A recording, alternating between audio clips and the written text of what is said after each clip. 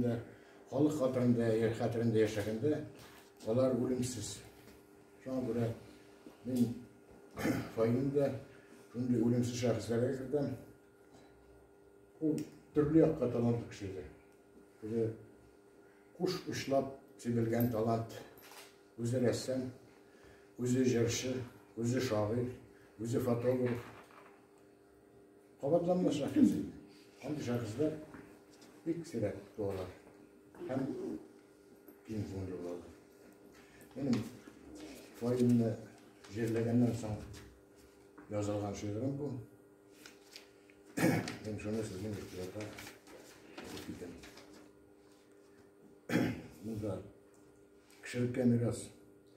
Милләтебезнең талантлы улы, вакытсыз ахирәткә күчкән рәссам, балалар өчен чыгарылган көмеш кыңгырау гәзитенең кабатланмас бизәүчесе Фаил ислам рухына дуа булып бирсен. Амин.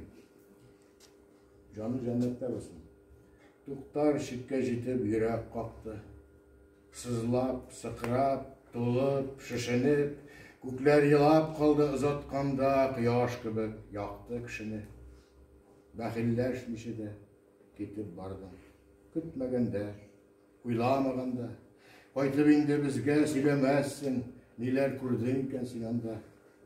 Җәйге җил китергән кайгы өне тетрәндерде зират ташларын.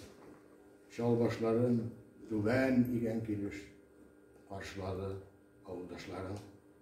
Бүлмәңдәге урындыгың үкси, кулларыңны куйган өстәлең, сабыйларның сәдә күңеленә син орлыклы хис төс өстәдең.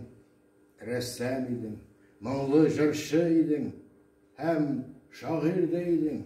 И туган, ник гомерең кояш иртә ауды, талант кыясында утырган. Фаил, син әле дә алкышлыйсың кебек.